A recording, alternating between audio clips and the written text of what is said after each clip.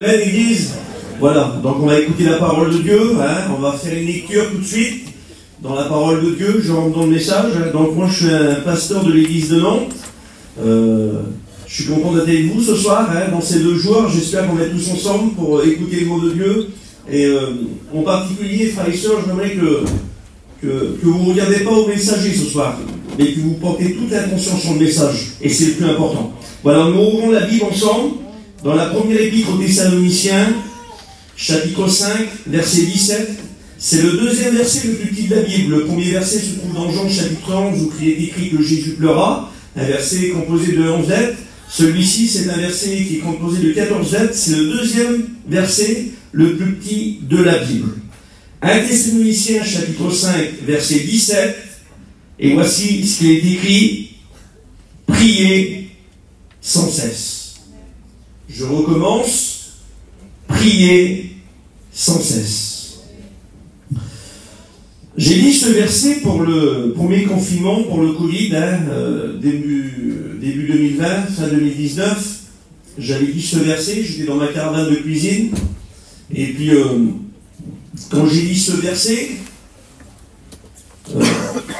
j'étais en train de penser à la réalité de ce verset, de prier sans cesse. Et à un moment donné, quand je priais Dieu, j'ai écouté la voix de l'ennemi me parler. Je ne suis pas un fanatique, je ne suis pas illuminé, mais je suis prédicateur. Et je sais, nous savons, nous pasteurs, comme le mal nous parle. Et à ce moment précis, il m'a parlé, puis il dit, regarde l'œuvre de ton Dieu. Dû à un Covid, dû à un virus, il n'y a plus de réunions qui se produisent. Les églises enfermées. Les chapiteaux ont cessé de tourner, les régionales, les conventions, les séminaires ne fonctionnent plus. L'œuvre de ton Dieu, elle est imparfaite. Pour un Covid, pour un virus, l'œuvre de ton Dieu est imparfaite. Et j'écoutais cette conversation-là, et puis je voyais le diable qui se réjouissait dans mon image de cette situation qui était si particulière dans notre mission. Et voyez-vous, lorsque j'écoutais toutes ces plaintes du diable contre la mission, contre l'église de Dieu, j'ai parlé au diable. Je ne sais pas si ce soir il va m'écouter. Un jour, un homme m'a dit, pasteur, si tu parles au diable quand tu prêches, fais attention que ton message ne devient pas froid. Je ne suis pas d'accord avec ce frère-là, parce que mon message ne dépend pas de l'ennemi, mon message dépend du Saint-Esprit. Et voici ce que j'avais dit dans cette caravane de cuisine. J'ai dit, écoute, tu peux te réjouir que les églises ont fermé. Tu peux te réjouir que le chapiteau de la convention ne fonctionne plus. Tu peux te réjouir que les tournées d'évangélisation ne fonctionnent plus. Mais je dis, écoute, jamais tu pourras arrêter le 2e verset de la Bible, prier sans cesse. Parce que l'église n'a pas besoin d'une salle pour prier. L'église n'a pas besoin d'un chapiteau pour prier. L'église n'a pas besoin d'un endroit particulier pour prier. L'église doit prier sans cesse. Amen. Mais néanmoins, on traverse ce verset de la Bible. Je suis pas, comme tout prédicateur, on n'est pas des juges. On ne juge pas l'église. Mais le mot qui est employé dans le domaine des prédicateurs dans 1 Timothée 3, c'est le mot évêque. Et le mot évêque dérive d'un mot qui veut dire surveillant. Donc nous, on a le droit de surveiller l'église, on a le droit de faire des constats, des constatations, pas des jugements, ça ne nous appartient pas. Mais on a le droit, bibliquement, de faire des constats concernant le corps de l'église. Je suis jeune, dans l'âge et dans le ministère, il y a des anciens parmi nous, et c'est avec beaucoup de respect que je dis ces mots. Je pense qu'on est devenus champions dans beaucoup de domaines. Domaine de l'organisation. Et je remercie Dieu, aujourd'hui on a même des écoles bibliques et des églises jusqu'en Russie, en Sibérie là-bas. Imaginez-vous l'infrastructure de la mission. On a des écoles bibliques dans les 4 coins du monde, des églises dans le monde entier. L'œuvre de l'infrastructure dans l'organisation, nous sommes rendus au plus haut terme. Et je remercie Dieu que nous sommes devenus champions dans le domaine de l'organisation. Nous sommes devenus champions dans le domaine de l'enseignement et de la publication. Et je remercie Dieu parce qu'un étudiant aujourd'hui de première année, c'est pas qu'on est 40 ou 50 ans en arrière. Vous avez vu un étudiant sur l'école biblique qui, avec une grande facilité, qu'il apporte la parole de Dieu. Et je remercie Dieu pour ce domaine-là. Je remercie Dieu aussi pour nos chanteurs et nos chanteuses. Nous sommes devenus chanteurs dans le domaine des cantiques. Et béni soit Dieu pour cela. Mais si nous sommes devenus chanteurs dans le domaine de l'organisation, chantons dans le domaine de l'application, chantons dans le domaine des chants, je pense qu'on a un peu négligé le domaine de la prière. Et c'est mon constat. Un constat qui est basé sur l'écriture. Nous avons beaucoup de priorités dans l'organisation, prédication, enseignement, cantique, mais je pense que dans l'Église, le domaine de la prière a été mis un peu de côté. Et ce soir, par rapport à la Bible, la parole de Dieu, j'aimerais vous faire revenir à cette source, revenir à l'essentiel de la Bible, revenir à ce sujet qui est si important dans la parole de Dieu. Ce soir, j'aimerais vous parler de quelqu'un en particulier, c'est le plus grand de la Bible, je vais vous parler de Jésus. Quel est l'enseignement que Jésus nous a donné? Quel est l'enseignement que Jésus a vécu dans son ministère? La prédication de ce soir est basée sur 3 colonnes. 3 colonnes. Les frères, je peux aller jusqu'à 10 heures, ça ne dérange pas. J'essaie de faire... ouais, voilà. Vous êtes avec moi, l'église? Voilà. Ce soir, c'est un puzzle, et à la fin de la prédication, le puzzle, vous allez le comprendre. La prédication de ce soir est basée sur 3 versets de la Bible, Luc 3, 21, Luc 6, 12 à 13, et Luc 23, 46. Je vais au plus court possible et au plus essentiel possible pour que l'Assemblée générale puisse comprendre la prédication de ce soir. Commençons par le commencement. Là, nous sommes devant Jésus avant son ministère. Dans Luc 3, 21, c'est Jésus à son baptême. Et voici ce qu'il est écrit quand Jésus va se faire baptiser par Jean le Baptiste. Voici ce qu'il est précisé. Pendant que Jésus prie, le ciel s'ouvrit. Pendant que Jésus prie, le ciel s'ouvrit. Dans la Bible, le ciel ne s'est pas ouvert des milliards de fois. Il y a quelques exceptions dans l'histoire de l'Église que le ciel s'est ouvert. Alors, quelques mentions vite fait. On s'aperçoit par exemple que pour le départ de l'évangélisation mondiale dans Acte 10, verset 11, on s'aperçoit que Pierre va faire un songe. Il va avoir une nappe fixée des 4 côtés. Et la Bible dit que le ciel va s'ouvrir dans ce songe pour l'appel de l'évangélisation mondiale. On s'aperçoit dans Acte 7 que pour le premier martyr de l'église primitive, Étienne, lorsqu'il va mourir, la Bible dit qu'il va avoir le ciel ouvert et Jésus debout à la droite de Dieu. Je dis ça entre parenthèses. Dans bien d'autres versets, il est écrit que Jésus est assis à la droite de Dieu. À ce moment-là, Jésus n'est plus assis. Ça veut dire quoi, pasteur? Lorsque ton bien-aimé a quitté la terre, lorsque le membre de ta famille qui était chrétien qui a quitté la terre, Jésus en ce moment est assis à la droite de Dieu. Lorsque nos bien-aimés, ils ont atteint le ciel, Jésus ne reste pas assis, il se lève, il se met debout pour accueillir mon bien-aimé. Quand ton bien-aimé est parti, c'est Jésus qui s'est mis debout pour l'accueillir, que son nom soit béni. Et là nous avons la mention que Jésus se met debout avec le ciel ouvert, pour Étienne. Au chapitre 4 de l'Apocalypse, au verset 1er, on s'aperçoit que pour le symbole de l'enlèvement de l'Église, il y a une porte qui s'ouvre au ciel. Au chapitre 11 de l'Apocalypse, on s'aperçoit que pour l'annonce du millénium, le millénium sera un paradis sur terre qui va durer 1000 ans. Je ne vais pas en parler, ce n'est pas le sujet, mais la Bible dit que pour l'annonce du millénium, le ciel va s'ouvrir. La Bible dit qu'au chapitre 19 de l'Apocalypse, que pour le retour en gloire, c'est 7 ans après l'enlèvement de l'Église, Christ va revenir avec l'Église sur la montagne des Oliviers. La Bible dit que le ciel va s'ouvrir. Ça veut dire quoi, pasteur? Ça veut dire que pour le programme de l'évangélisation mondiale, le ciel s'ouvre. Pour le premier martyr de l'Église primitive, le ciel s'est ouvert. Pour le symbole de l'enlèvement de l'Église, le ciel va s'ouvrir. Pour l'annonce du millénium, le ciel va s'ouvrir. Et pour le retour en gloire, le ciel va s'ouvrir. Ça veut dire quoi? Ça veut dire aussi important est la fondation de l'évangélisation mondiale, aussi important est l'enlèvement de l'Église, aussi important est l'annonce du millénium, aussi important sera le retour en gloire, aussi important est le premier martyr de l'Église primitive, aussi important, quand Jésus prie, le ciel s'ouvre. C'est dans la même dimension.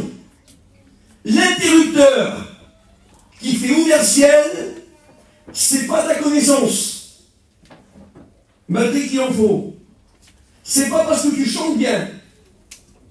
C'est pas parce que tu travailles beaucoup dans l'évangile, tu as beaucoup d'activités que le ciel s'ouvre. Le seul moyen, la seule chose qui ouvre le ciel, c'est la prière. Et n'oubliez jamais que ce qui ouvre le ciel, ce n'est pas une méthode. Il n'y a pas de méthode spéciale. Il n'y a pas de stratégie spéciale. Ce qui ouvre le ciel, c'est la prière. Quand Jésus prie, le ciel s'ouvre. Et là, il va se passer quelque chose. Lorsque le ciel va s'ouvrir, le Saint-Esprit va descendre. Comment les frères? Comme une colombe. Comme une colombe. Je me suis posé bien des questions. Pourquoi qu'il n'est pas descendu comme du feu, comme de l'huile, comme de l'eau? Le Saint-Esprit a beaucoup de symboles dans la Bible. Là, il descend comme une colombe. Et dit, je peux vous l'expliquer en quelques mots. Nous sommes devant une réalité biblique qui me semble important de le savoir concernant cette scène qui se passe pour le baptême de Jésus lorsqu'il prie. Jésus prie pendant son baptême et pendant qu'il prie, le ciel s'ouvre. Et là, le Saint-Esprit va descendre sur lui comme une colombe. Lorsqu'on étudie ce verset de plus près, on s'aperçoit que les colombes de Varnoul européenne n'est pas la même colombe que l'israélienne. Tu prends la colombe de l'Europe, ici, en France, tu prends une colombe, tu prends l'aile de droite, tu calcules les plumes, elle en a des dizaines, l'aile de gauche, c'est pareil. Tu prends la colombe du Moyen-Orient, d'Israël en particulier, tu prends l'aile de droite, tu comptes 1, 2, 3, 4, 5, 6, 7, 8, 9. Tu prends l'aile de gauche, 1, 2, 3, 4, 5, 6, 7, 8, 9. Tu prends l'aile arrière, 1, 2, 3, 4, 5 plumes. Pour quelle raison que cette colombe a 2 fois, avec 2 ailes, 2 fois 9 plumes, et une aile avec 5 plumes? Nous sommes là devant une vérité qu'on va comprendre plus tard dans l'Écriture, dans les Épîtres. Cette colombe, le Saint-Esprit, nous rappelle que avec l'aile de droite, les 9 plumes, c'est pour nous rappeler dans Galates 5, 22, les 9 fruits donnés par le Saint-Esprit. L'aile de gauche, c'est pour nous rappeler dans 1 Corinthiens chapitre 12, les 9 dons spirituels donnés par le Saint-Esprit.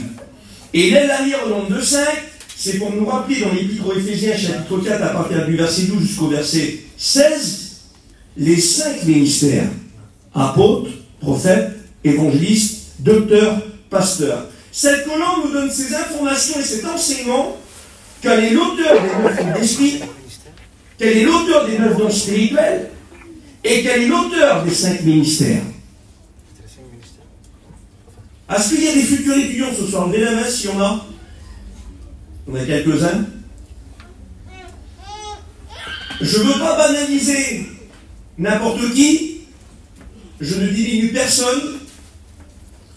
Mais je pense, mes frères, qu'aujourd'hui, et il y en a trop qui prennent à la légère le ministère.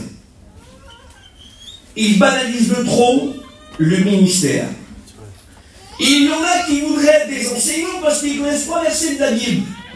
Et il y en a, c'est des évangélistes parce qu'il y a une main qui s'est levée, ça y est, c'est des évangélistes. J'aimerais vous dire, écoutez bien fort dans votre cœur, que le ministère ne se fabrique pas. Un ministère ne se crée pas.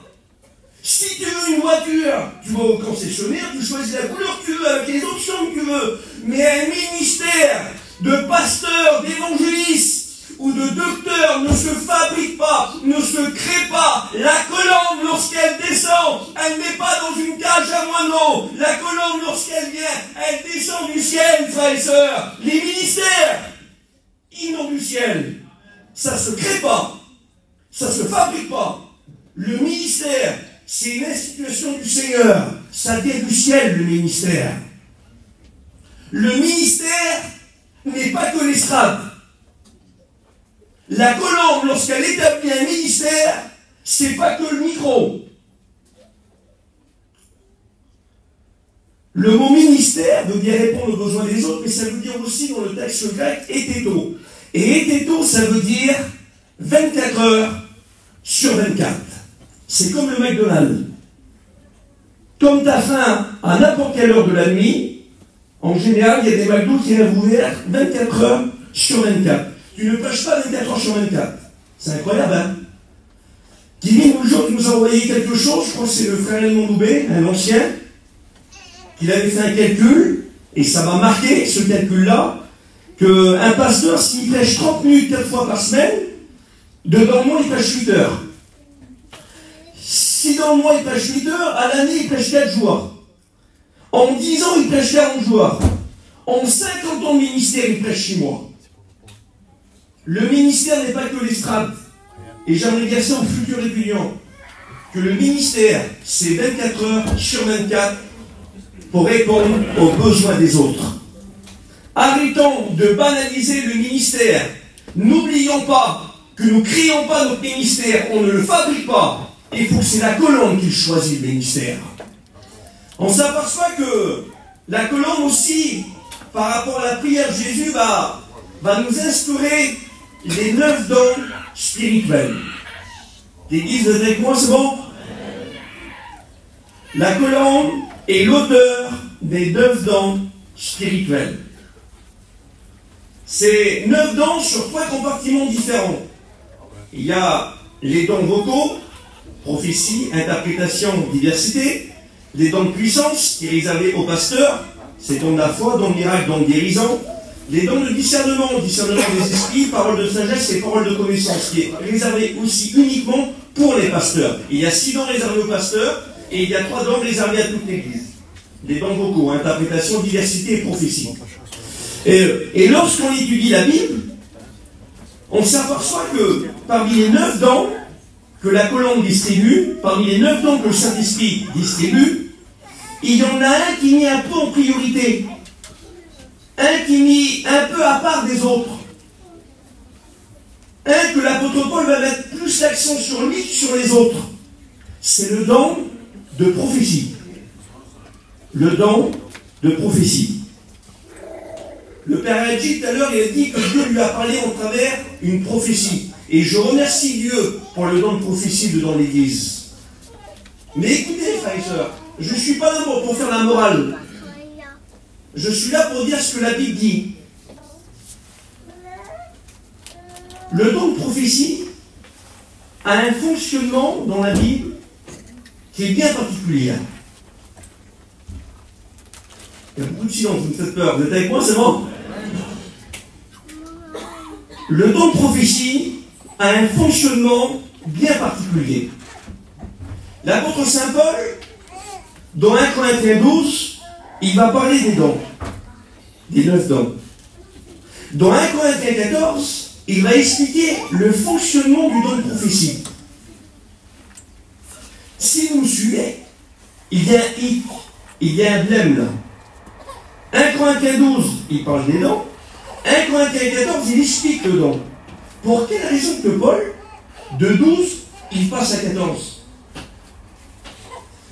Pour quelle raison que l'Écriture de 1 Corinthiens 12 parle des dons et dans 1 Corinthiens 14, elle explique les dons? Pourquoi pas 12-13? Pourquoi 12-14?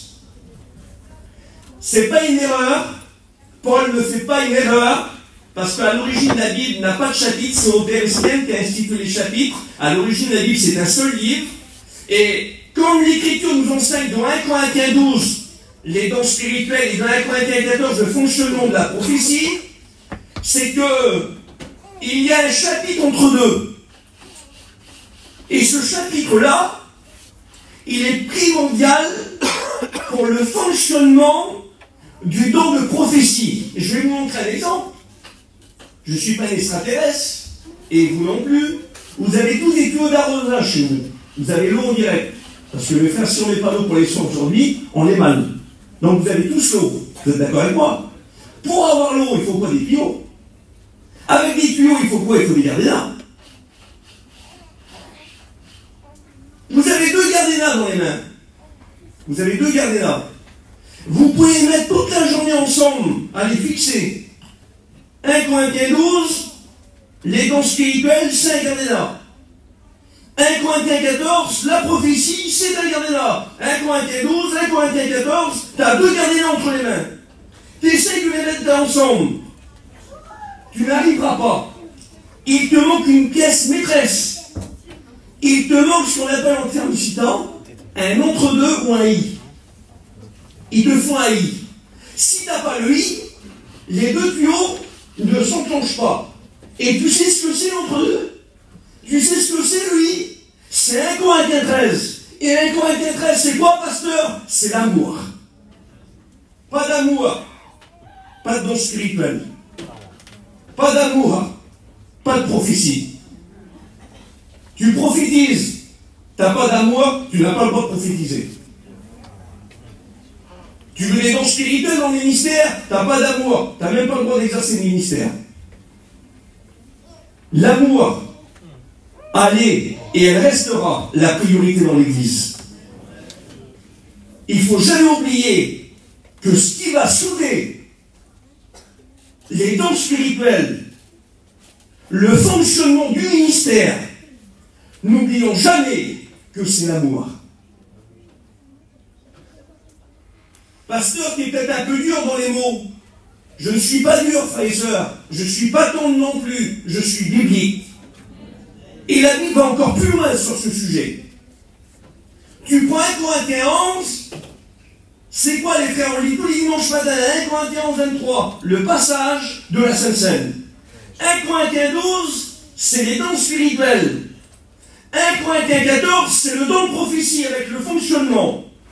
1 Corinthiens 15, c'est le plus grand sujet de la Bible. C'est l'enlèvement de l'Église avec la résurrection des morts. Il y a 1 Corinthiens 11 à Sainte-Seine, 1 Corinthiens 12 les dons, 1 Corinthiens 14 de prophétie, 1 Corinthiens 15 l'enlèvement avec la résurrection. Il y a quoi au centre, pasteur? C'est quoi qui est au centre? Au centre de l'enlèvement de l'Église, au centre de la Sainte-Seine, au centre des dons de prophétie, au centre des ministères, il y a quoi? Ben, c'est 1 Corinthiens 13, c'est l'amour. Pas d'amour, pas de Sainte-Seine. Pas d'amour, pas de dons spirituels. Pas d'amour, pas de prophétie, pas du tout. Et je vais encore plus loin. Pas d'amour, pas d'enlèvement de l'Église. Donc revenons à l'essentiel, gardons l'amour jusqu'à la fin, que son nom soit béni. Je ferme la parenthèse. Il est déjà 9h30, j'essaie de suivre un peu pour avoir une compréhension générale. Vous êtes avec moi l'Église? Voilà, comme Jésus-Christ, le ciel s'ouvre, la colonne descend, et il y a une troisième chose qui va se produire. Une voix se fit entendre. C'est pas n'importe quelle voix. Ce n'est pas n'importe qui parle. Quand Jésus prie, il y a une voix qui se fait entendre. C'est le grand Moïse, le patriarche, faux, c'est une erreur. C'est le prophète Daniel, faux. C'est Jacob, c'est Isaac. C'est pas eux non plus, c'est Abraham, c'est pas lui non plus. C'est un ange, c'est un séraphin, c'est un chérubin. C'est pas eux non plus. C'est Gabriel, c'est Miguel. C'est pas eux non plus. Quand Jésus prie, la réponse qu'elle vient, c'est de qui? C'est de Dieu lui-même. Quand tu pries, tu n'attends pas la réponse d'un ange. Quand tu pries, tu n'attends pas la réponse d'un homme. Quand tu pries, tu attends la réponse de Dieu. N'oubliez jamais, Église du Seigneur, quand vous priez, vous êtes en dialogue avec Dieu lui-même. En dialogue avec Dieu lui-même. Un jour, Dieu a parlé à Jacob, dans Genèse 28. Et quand il va parler à Jacob, dans cet endroit bien précis, ça s'appelait Luz, il va modifier le nom en Bethel. Bethel qui veut dire maison de Dieu. Quelque temps va s'écouler. Au chapitre 35 de la Genèse, Dieu va lui reparler encore à Bethel. Et là, le nom va être encore modifié. De Bethel, Jacob va dire, je vais appeler cet endroit El Bethel. Ça veut dire quoi, pasteur? Bethel, c'est maison de Dieu. C'est beau, mais c'est maison avant Dieu. C'est l'œuvre avant Dieu. C'est l'église avant Dieu. C'est l'activité avant Dieu. Tandis que El Bethel, c'est pas maison de Dieu. C'est le Dieu de la maison de Dieu. C'est Dieu avant l'œuvre. C'est Dieu avant l'activité. C'est Dieu avant le pasteur. C'est Dieu avant l'église. Et il y en a trop, frères et sœurs, qui aiment l'activité, mais qui ont oublié l'activité. Ton activité ne portera pas de fruits si à la base, il n'y a pas de l'intimité. Il y en a trop qui vont dépendre de leur activité, dépendre d'une infrastructure, ou même dépendre des hommes. Pardonnez-moi pour ce que je vais dire, je respecte tous les ministères et je remercie Dieu pour les ministères que Dieu s'est établis. Mais Bethel, c'est bien maison de Dieu, c'est bien la convention de Dieu, c'est bien la retraite spirituelle, elle vient de Dieu, mais écoute, il y a plus qu'un pasteur, il y a plus qu'une réunion, il y a plus qu'une convention, il y a Dieu lui-même, frères et sœurs. Et quand tu pries, tu n'es pas en contact avec un pasteur, tu n'es pas en contact avec une église, tu n'es pas en contact avec une infrastructure. Quand tu pries, tu es en contact avec Dieu. El Bethel, le Dieu de la maison de Dieu. Mettons jamais Dieu en second plan. Aimons pas l'œuvre de Dieu que Dieu lui-même. Aimons Dieu premièrement et ensuite son œuvre. Jésus va enseigner cette parole dans l'évangile de Matthieu, chapitre 6. Il va dire, lorsque tu pries, rentre dans ta chambre, ferme ta porte et prie ton Père qui est là dans le lieu secret. Nous sommes là devant de l'intimité chez soi, de l'intimité dans notre maison, dans notre caravane, dans notre chambre. Et l'accent est mis sur le verset « Ton Père qui te voit ». Ton Père qui te voit. La priorité, c'est... Il faut que c'est notre Père qui nous voit. Je ne veux pas être maladroit ce soir. Nous vivons une époque de réseaux sociaux. Tout ce qu'on fait, tout ce qu'on dit, tout ce qu'on produit, même dans l'église, il faut que c'est mis sur des réseaux sociaux pour être vu des hommes. Je suis pour partager une expérience bénéfique. Mon frère, on a écouté ton témoignage, lui qui a dirigé. Il est où? Personne, tu as été guéri. Et je remercie Dieu, Kevin nous a envoyé ça. Dieu a guéri ton œil. Et je remercie Dieu. Mais la priorité, c'est pas le vue des hommes. Église, arrêtez avec les réseaux sociaux. Chrétiens, arrêtez avec les réseaux sociaux. Vous dépendez trop des regards des gens. Il n'y a que les gens. Vous mangez une crevette, vous le mettez sur les réseaux sociaux. Mais il y en a qui ne mangent pas à côté de toi. Il y a un cantique qui s'est mis sur les réseaux sociaux. Il y a un pasteur qui prêche qui est mis sur les réseaux sociaux. Écoutez, est-ce que vous avez déjà écouté quelqu'un qui s'est converti sur les réseaux sociaux? Soyez sincères. Parce qu'il y en a des réseaux sociaux, hein, avec des publications, des cantiques, tout ce qui s'ensuit. Il y en a des centaines. Est-ce que vous avez déjà écouté quelqu'un, si vous l'en connaissez, vous allez me le dire après, qui s'est déjà converti sur un téléphone avec les réseaux sociaux? J'ai jamais écouté une conversation de ma vie, moi. J'ai jamais écouté une conversation que quelqu'un s'est converti sur les réseaux sociaux. Par contre, des fois, il y a juste un étudiant qui vient et dit 3 mots dans l'église et les gens se convertissent. Il faut être réaliste, frères et sœurs. Il faut être réaliste. Notre priorité, c'est être vu devant Dieu. Et l'accent s'est mis sur le Père qui te voit. Moi, je suis issu d'une famille qui ont les 2 frères. J'ai mon frère qui a 40 ans et moi j'ai 30 ans. C'est le plus vieux, je suis le plus jeune. Mon frère, il a je ne veux pas dire un handicap parce que je me fais appeler Chilsé, mais il bègue un peu. Il bègue un peu. Et puis moi, le plus jeune, je ne suis pas un avocat, mais je ne bègue pas par rapport à lui. Et mon père, il est un peu moqueur. Un peu beaucoup même. Quand mon frère parle, des fois, ça met du temps parce qu'il bègue, il dit sans lui le dire à la c'est pareil. Mais il n'arrive pas à parler déjà. Mais c'est le père, lui. C'est le père. Si je me mets à sa position, est-ce que vous croyez qu'il écoute plus lui qui parle mieux que lui qui parle moins bien? Est-ce que vous croyez qu'il va faire une distinction entre la demande de mon frère qui va demander un peu plus de temps et un peu plus d'effort, que moi qui est plus jeune, je vais avoir plus de facilité pour demander quelque chose? Étant le père, est-ce que vous croyez qu'il va faire une différence entre lui qui parle bien et lui qui parle moins bien? Étant le père, il ne regarde pas à la qualité et à la précision du langage. Étant le père, il regarde aux besoins de ses deux fils. Vous avez compris? Quand tu pries, cherche pas les belles paroles. Dieu ne regarde pas aux belles paroles. Peu importe si tu cites mal les mots. Peu importe même si tu bêtes. Il y a peut-être des meilleurs ce soir. Peu importe. Peu importe, justement.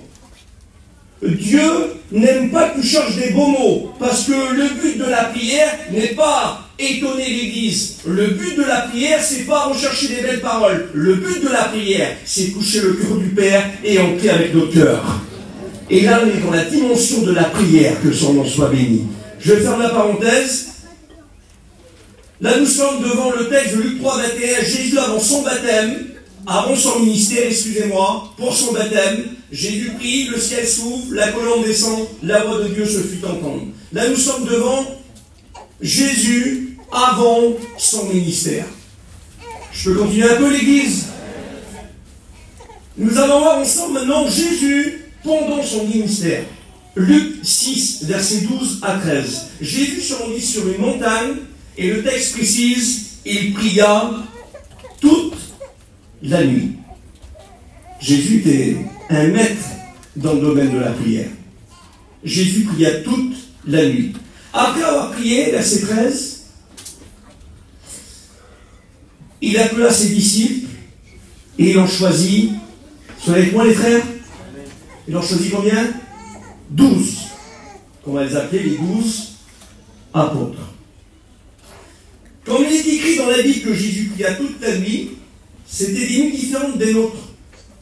Pas au niveau du temps, mais au niveau des civilisations. Nous, on dit 3h du matin, 6h du matin. C'était l'horloge romaine à l'époque. On les appelait les 4 veilles de la nuit. 4 veilles. Et c'était des veilles de 3 heures. Et comme on disait dans la Bible toute la nuit, c'est que t'as traversé les 4 veilles de 3 heures. Première veille de 3 heures, deuxième veille de 3 heures, troisième veille de 3 heures, quatrième veille de 3 heures. Donc, comme il est écrit que Jésus pria toute la nuit, c'est qu'il prie toutes les 4 veilles de 3 heures. 4 fois 3 égale 12. Jésus prie 12 heures. Après avoir prié 12 heures, il choisit les 12 apôtres. Ils sont connus qu'il va passer 1 heure individuellement pour le choix des 12 apôtres. Et lorsque j'ai dit ce verset, j'ai dit Seigneur, ce verset-là, il va beaucoup plus loin de ce que je pense. Et en étudiant, effectivement, ce verset-là va beaucoup plus loin. Vous voulez voir ensemble l'Église? Alors, il y a un fil conducteur. Il y a un fil conducteur. Alors, essayez de me suivre, je vais aller doucement. Et puis, progressivement, vous allez comprendre le fil conducteur que je vais essayer de vous faire comprendre. Jésus prie 12 heures. Il choisit les 12 apôtres. Les 12 apôtres vont rester 3 ans et demi avec Jésus. Au bout de 3 ans et demi, Jésus meurt et il ressuscite 3 jours après. Au bout de 3 jours, il reste 40 jours avec les disciples. Au bout de 40 jours, l'ascension. Je recommence. Jésus prie 12 heures. Il choisit les 12 apôtres. Les 12 apôtres restent 3 ans et demi avec lui. Au bout de 3 ans et demi, Jésus meurt et il ressuscite 3 jours après. Au bout des 3 jours de la résurrection, il reste 40 jours avec les disciples. Et là, nous arrivons dans acte 1, l'ascension. Acte 2, l'Église primitive est créée par le baptême du Saint-Esprit avec 120 personnes qui prient en langue. Acte 2, 41, première prédication de l'apôtre Pierre après l'infusion du Saint-Esprit, 3000 âmes se convertissent. Tu prêches sans prier, il faut 3000 prédications pour sauver une âme. Tu pries, tu prêches, et il y a 3000 âmes qui se convertissent. Je recommence. Jésus prie 12 heures. Il choisit les 12 apôtres. Les 12 apôtres restent 3 ans et demi avec lui. Au bout de 3 ans et demi, Jésus meurt. Il ressuscite. Il reste 40 jours avec les disciples. Acte 1, ascension. Acte 2, l'église est créée. Acte 3, un paralytique est guéri. Acte 4, l'église augmente de 5000 personnes. Acte 5, l'église augmente de plus en plus. Acte 6, acte 7, ministère d'Étienne, court, mais très fort. Acte 8, conversion de l'Éthiopien. Acte 9, conversion de Saul de Tarse. Acte 10, conversion de Corneille. Acte 11, l'église d'Antioche est créée. Acte 12, Pierre est délivré de la prison après que l'Église a prié pour lui. Acte 13, premier voyage missionnaire, Paul et Barnabas. Acte 14, la Bible dit dans Acte 14, Jacques, il y aura un paralytique qui va être guéri à Lystre. Acte 15, deuxième voyage missionnaire. Acte 16, première conversion de l'Europe. Une femme, elle s'appelle Lydie. Acte 17, fondation de Thessalonique. Acte 18, fondation de l'église de Corinthe. Acte 19, fondation de l'église d'Éphèse. Jésus prit 12 heures. Choisit les 12 apôtres. Les 12 apôtres restent 3 ans et demi avec lui. Au bout de 3 ans et demi, 40 jours avec lui. Après les 40 jours, acte 1, acte 5, acte 10, acte 15. Et le fil conducteur, il continue. Vous êtes avec moi, l'église?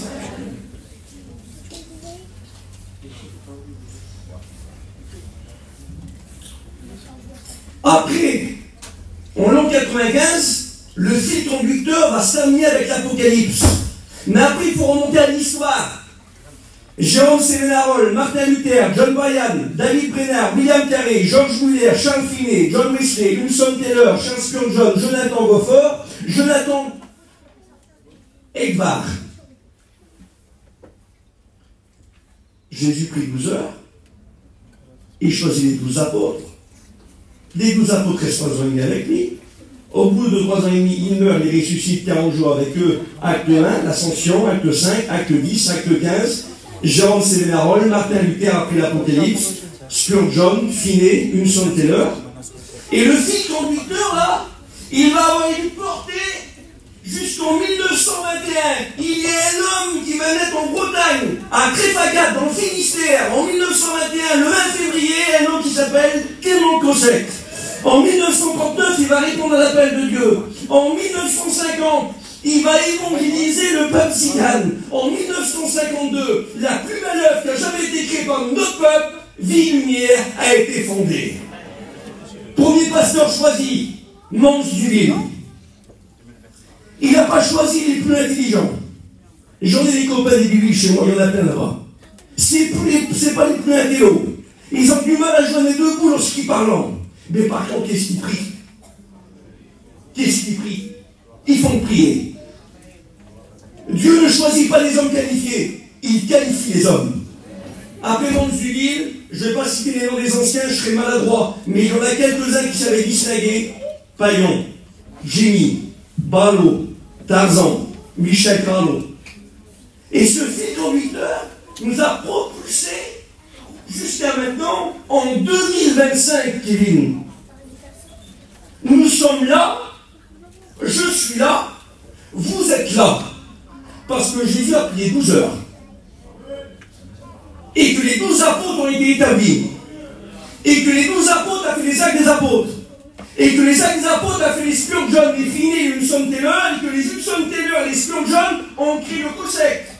Et que le COSAC a fait Mance Duville, et que Mance Duville a fait Payan, Jimmy, Tarzan et tout ce qui s'ensuit. Nous sommes devant un fil conducteur d'une distance de 2000 ans.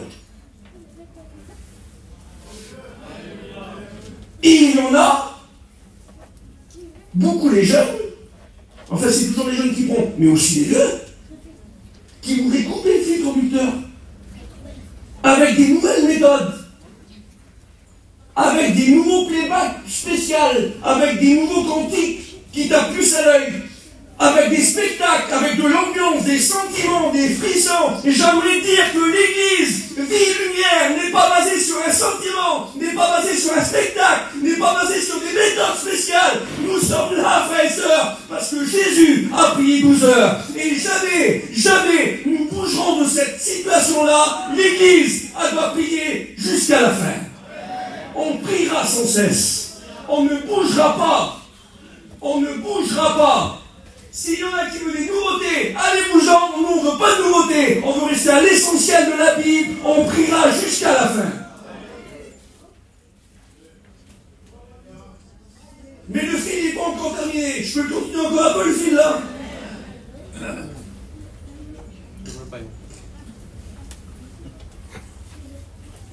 Nous allons ouvrir la Bible au chapitre 5 de l'Apocalypse.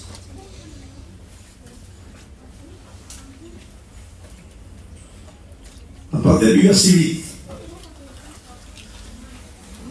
Il est écrit que les 24 vieillards, alors je n'aurai pas le temps de vous expliquer en détail les 24 vieillards, mais les 24 vieillards dans la Bible, c'est l'Église. Assemblée à l'endroit de l'Église, 12 judéo-chrétiens, ce sont les juifs chrétiens, Paul, Pierre, Paul, Jacques, ce n'est pas des Américains, ce n'est pas des Français, c'est des juifs, on les appelle les judéo-chrétiens, au nom des 12 patriarches. On les appelle les 12 judéo-chrétiens. Et la deuxième catégorie 12, c'est les 12 païano-chrétiens. C'était les non-juifs convertis, à cause des 12 apôtres. Donc 2 fois 12, 24. Nous sommes là devant l'église assemblée, et voici ce qui est écrit. Les 24 vieillards, autrement dit, l'église. Là, nous sommes à l'enlèvement de l'église au ciel. Se prosternant devant l'agneau, tenant chacun des coupes d'or, il y a quoi à l'intérieur? Remplis de parfums qui sont la prière des saints. Ça veut dire quoi, pasteur? Le fil conducteur a commencé avec 12 heures de la nuit de Jésus qu'il a prié, a traversé son ministère, les actes des apôtres, a traversé les 1er, 2e et 10e siècles jusqu'en 1950 parmi notre peuple, a continué jusqu'en 2025. Et vous savez, il est où le verset là? Jusqu'à où il va le fil conducteur? Là, nous sommes devant l'enlèvement de l'Église. Et là, nous sommes devant l'Église au ciel. Et la marque de fabrique au ciel, c'est encore quoi, les frères? La prière, que son nom soit béni, jusqu'à la fin. Et je réalise mieux maintenant le verset. Priez sans cesse. La marque de fabrique de l'Église ne sera jamais rien d'autre que la prière. Mais elle a une position, l'Église, dans le texte. Le mot qui est employé, c'est le mot prosterner. C'est pas à genoux. Alors je vous montre juste là pour que vous compreniez. Dans la Bible, des fois, il y a ceux qui veulent être à genoux, c'est ça. Là, je suis à genoux. Il y a plusieurs versets qui parlent de ça. Mais là, l'église au ciel, elle n'est pas à genoux. Elle est prosternée. Et le mot prosterner, on peut dire ça. Adoration face contre terre.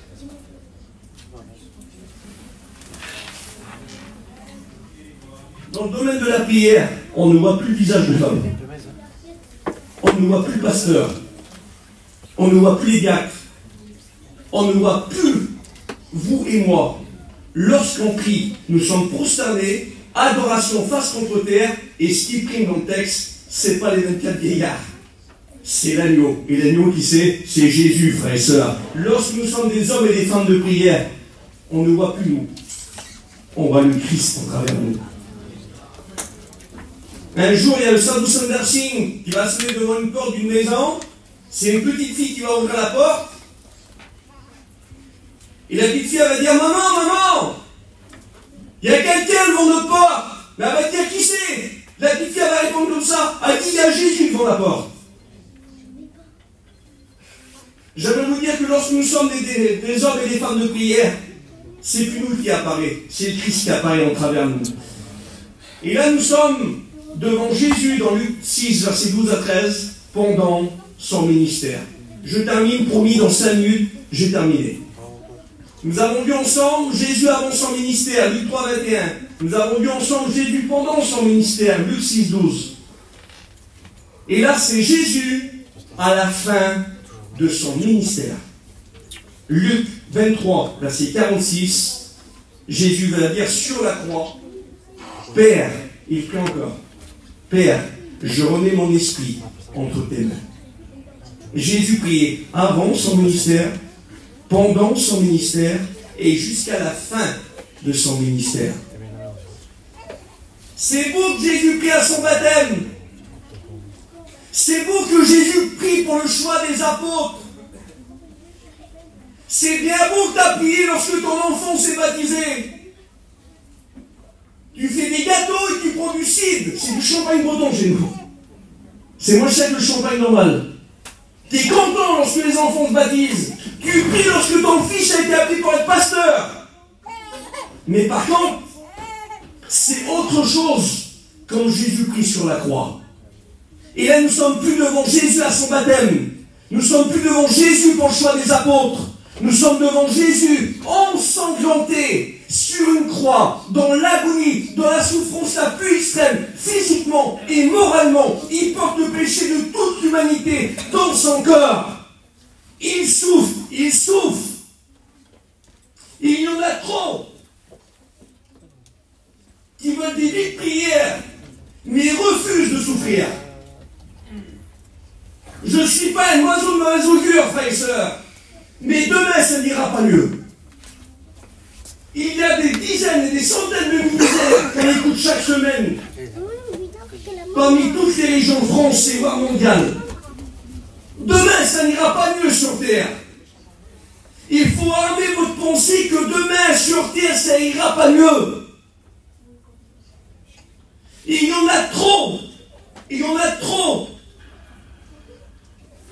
Qui veulent être des Noé, mais pas de déluge. Ils veulent être des Moïse, mais pas de désert.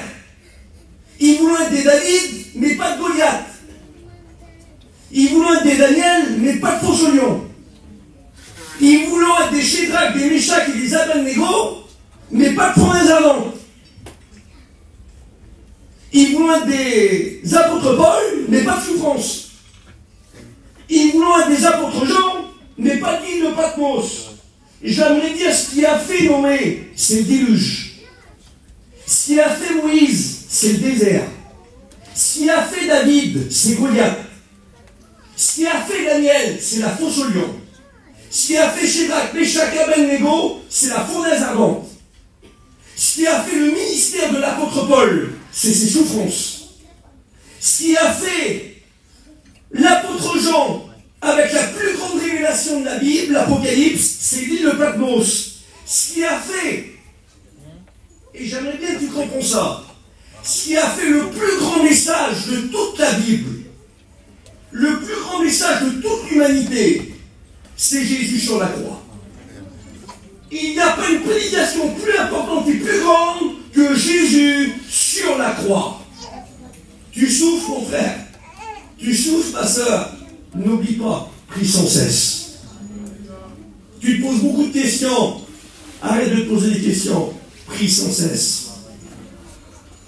N'oublie pas que ce soir, Dieu te dit, même si tu souffres, même si tu pleures, même que tu es dans une similitude, Jésus sur la croix, il souffre, il pleure, il souffre, il a mal, mais il prie toujours. Écoute, écoute. Jésus sur la croix, il a souffert. C'est écrit dans l'évangile de Matthieu, chapitre 16, verset 24.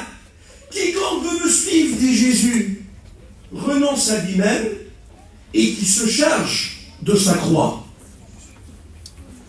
Un évangile facile, ça n'existe pas. Un évangile à le gros tapis rouge, ça n'existe pas. L'évangile sur le gitan, Montmousse, Tzigane, sédentaire, Rome, catalan, espagnol, ça n'existe pas. Nous avons l'évangile de Jésus-Christ. Et l'évangile de Jésus-Christ, c'est que tu dois porter ta croix. Mais n'oublie pas ça. Et je vais terminer. N'oublie pas que si tu portes ta croix, quand Jésus était sur la croix, n'oublie pas que si Christ a souffert cruellement, il va se produire la plus grande des choses que l'humanité va connaître. Je vais vous donner l'anecdote que Payan disait. Lorsque Jésus va mourir, pendant 3 jours et 3 nuits, le diable et les démons vont faire une fête. Champagne, Dom Pérignon, gâteau à la crème. Et vous vous rappelez de l'éloquence de Paillon pour dire l'histoire. Et le diable avec tous les démons, il se réjouissait. Celui qui nous voulait, il est mort, c'est bon, on a eu le Fils de Dieu, il est mort. Et à un moment donné, il y a un démon qui rentre dans la salle des fêtes, et il va dire au diable, arrête tout, arrête tout. Il va dire, bien pourquoi je vais arrêter? Il va dire, lui qui t'a dit qu'il est mort plus 3 jours là, il est ressuscité. N'oublie pas qu'après la croix, il y a la victoire. Tu souffres mon frère, tu souffres ma soeur, n'oublie jamais qu'après tes souffrances, il y a une grande victoire pour toi. Je récapitule le message de ce soir. Jésus prie avant son ministère, Jésus prie pendant son ministère et Jésus prie à la fin de son ministère. Prions Seigneur ensemble.